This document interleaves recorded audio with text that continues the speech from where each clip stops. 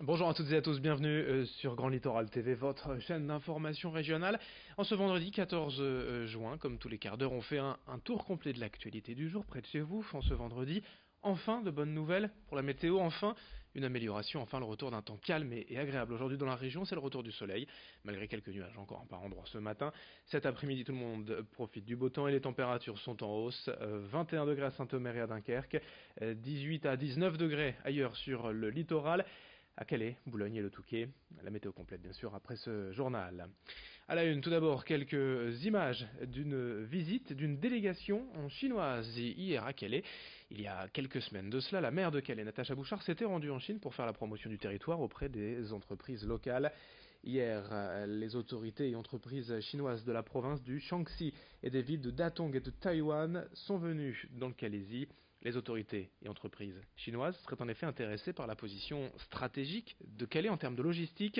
Au programme de la visite, la délégation a pu découvrir le port, le tunnel, les infrastructures et zones logistiques du Transmarc ou encore les travaux du front de mer. L'objectif, c'est bien évidemment de convaincre les acteurs économiques chinois d'investir ici à Calais. La maire Natacha Bouchard nous explique les enjeux économiques et culturels de cette visite au micro de Marine Kijek. C'est un regard important du territoire qui positionne réellement Calais sur le centre névralgique en termes de transport et d'échange, mais aussi en échange, je dirais, plus visible sur le tourisme, le patrimoine, l'échange culturel qui est très recherché en fait par des régions. Et je pense que la ville de Datong, qui a vraiment un patrimoine exceptionnel, se marie plutôt bien avec le patrimoine que nous avons à Calais. Au chapitre santé dans la région, la situation délicate des EHPAD et le manque de personnel dénoncé par les syndicats. La CGT observe en effet depuis 5 ans une baisse significative des services adressés aux résidents. En cause, un manque de soigneurs à disposition. Selon le syndicat, ces derniers sont parfois remplacés par des étudiants, stagiaires ou contrats pro qui ne connaissent pas bien l'environnement. Les personnels estiment avoir une charge de travail trop importante chaque jour qui se fait au détriment des relations humaines. Beaucoup de personnes âgées seraient ainsi victimes de dépression ou d'une détérioration rapide de leur état de santé.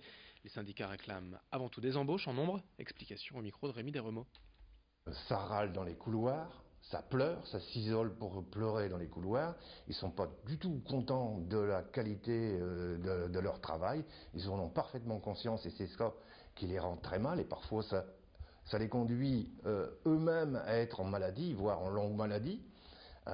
Mais malheureusement, ce qu'on doit déplorer, c'est cette manque de mobilisation, au contraire, parce que les problèmes sont tellement graves que ça nécessite des mobilisations d'ampleur et ils n'ont pas l'impression, eux, qu'en se mobilisant, ça bougerait. Il ne faut surtout pas porter atteinte à l'image de l'établissement. Sinon, ça serait plus attractif.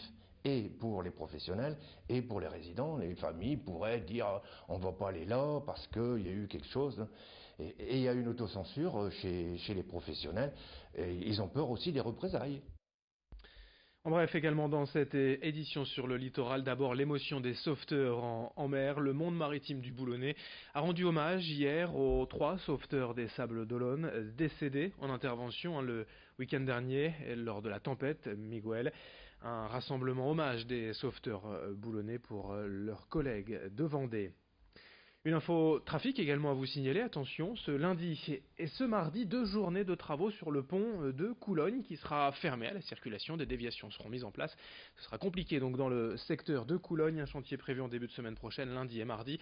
Le pont de Coulogne sera relevé et fermé à la circulation. On passe à toute autre chose. On vous l'avait annoncé il y a quelques semaines déjà, l'ex-Miss France Camille Serre présentait hier sa première collection de lingerie en association avec la marque Pomme Poire, une collection faite de dentelles de Calais avec l'entreprise Noyon à base d'orange, de bleu. C'est une collection capsule éphémère baptisée Culottée. Sur la Côte d'Opale, la seule boutique à vendre la marque et cette collection, c'est la boutique Sophie et ses plaisirs à Calais. Ailleurs, il faut aller à Lille ou Abbeville même pour s'en procurer. Soutien-gorge triangle, coquet, triangle du 85A au 95D, culotte, tanga ou culotte haute, La marque veut s'adapter à toutes les morphologies et avec cette dentelle made in Calais, de plus en plus rare à trouver dans le secteur du prêt-à-porter et de lingerie, la gérante de la boutique Sophie Legrand s'explique au micro de Louis Caillé. C'est de plus en plus rare, surtout que Noyon est en difficulté financière. Donc là, on a vraiment les moyens de les aider en venant acheter la dentelle qui est faite chez eux. Il y a une deuxième partie de la collection qui arrivera en septembre. Et si ça fonctionne bien, Camille a l'intention de faire plusieurs collections avec la dentelle de chez Noyon. Donc là, on a l'opportunité d'aider cette société. La dentelle est vraiment très jolie. C'est une très belle fleur au niveau du motif. Les couleurs orange, bleu, c'est moderne, mais ça va vraiment à tout type de morphologie, tout type de personnes. Donc non, vraiment, on est ravis de ces couleurs et de cette collection. Et puis l'un des événements sport de l'année dans la région, la 23e édition de l'Open de golf de Saint-Omer a débuté hier matin sur le parcours du Val. Le Hauts-de-France Pas-de-Calais Golf Open de son appellation officielle rassemble 150 participants parmi les meilleurs joueurs européens. Le tournoi est tout simplement l'un des plus prestigieux de France, comptant pour le Challenge Tour, l'équivalent de la 3e division européenne. Chez les Français sont attendus notamment Grégory Avray et Grégory Bourdi, de même que le leader actuel du classement du Challenge Tour, Antoine Rosenet. Pour rappel, il s'agit d'un événement accessible à tous, gratuit, l'occasion de découvrir et de s'essayer au golf. Présentation du tournoi au micro de Marine Kijek.